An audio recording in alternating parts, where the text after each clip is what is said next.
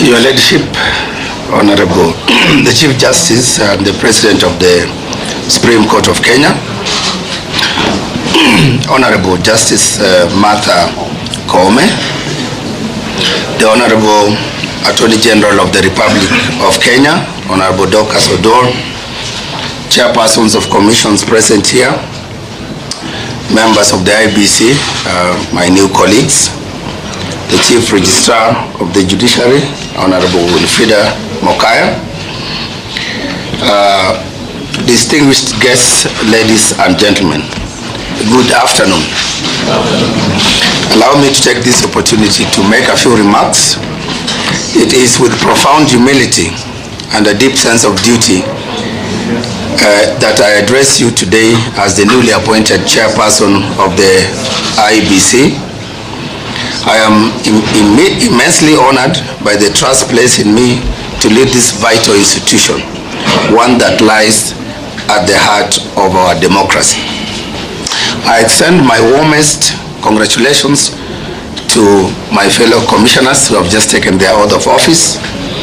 I know it has been a demanding journey, but that journey, however difficult it may have been, was merely to prepare us for the greater responsibilities that lie ahead. Today marks the beginning of our service to the people of Kenya. We must approach this sacred duty, therefore, with the urgency and integrity and absolute commitment, guided by our Constitution and the laws of the Republic, but more importantly, guided by the expectations of every Kenyan. Free and fair and credible elections are the cornerstone of our democratic society. The IEBC is entrusted with the solemn responsibility to ensure that every citizen's voice is not only heard, but honored. As Winston Churchill once said, the price of greatness is in responsibility. That responsibility now rests with us and with all Kenyans. I thank His Excellency the President, the Parliament, together with the Justice and Legal Affairs Committee, the selection panel, for taking us through that rigorous, open and transparent process that led to our eventual appointment.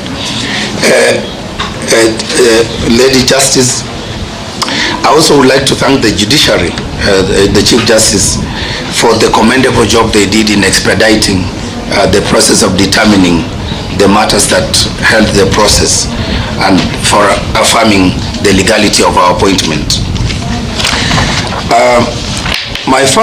I wish to state to the country that my first and foremost loyalty is to the people of Kenya, who hold the sovereign power under Article 1 of our Constitution, and that power allows them therefore to exercise their sovereign responsibility, including their right to vote. And therefore I wish to assure Kenyans that their voices will not only be heard, but they will also count during this the coming elections. As we look ahead, I urge you to stand firm in your commitment to democratic values. Together we must build a stronger, more resilient nation, one election at a time. John Lewis once said, "The vote is so precious, it is almost sacred. It is the most powerful non-violent tool which we have in a democracy." I therefore echo the truth in the words of John Lewis, and I urge all Kenyans to ensure that we use this opportunity that our electoral processes allows us to ensure that we build a peaceful, stable and secure democracy. Credibility, ladies and gentlemen, of our elections depends on our collective commitment to the rule of law, to fairness, to the principle that every Kenyan matters.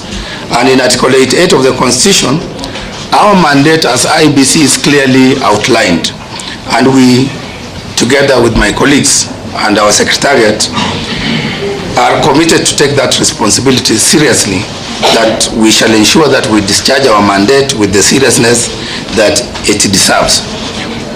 And today, as you have witnessed, ladies and gentlemen, we have taken that oath and we will abide by the words and the spirit of that oath.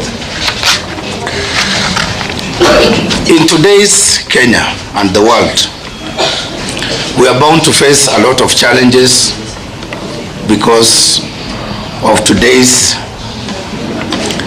new innovations. And one of the greatest challenges, but also an opportunity, is the issue of information. As a commission, as we settle down to our work, we are bound to face a lot of challenges in misinformation, disinformation, and fake news. But we also have an opportunity to work with those news outlets to ensure that we educate, we inform, and we focus on factual truth so that then we build trust, because it's through that information that we build trust in the credibility of our institutions such as IEBC, but also of our electoral processes. Lastly, Honorable Lady Chief Justice, a credible election is not a responsibility of IEBC alone. It is a national responsibility.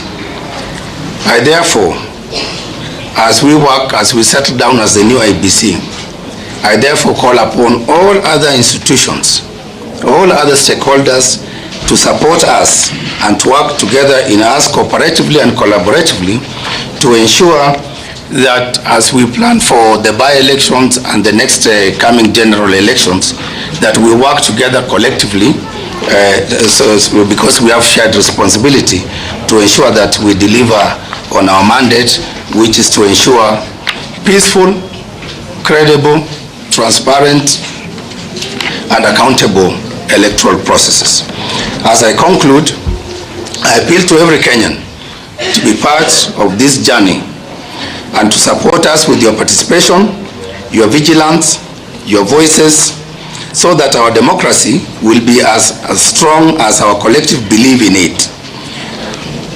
I also, as I conclude, wish to remind us that IEBC has been here long enough, and we have our predecessors who have been the architects of some of the systems that we will inherit, that we will work to perfect and improve, and therefore wish to pay tribute to them, to honor them for their outstanding contribution to consolidating and deepening our democratic processes through their work in IEBC. Let me leave you finally with the words of Larry J. Sabato, that every election is determined by the people who show up. So I urge fellow Kenyans that you must show up, you must engage, you must vote, and you must participate in ensuring that we do our job very well for the sake of our country. I thank you. May God bless Kenya, and may God bless all of you. Thank you very much.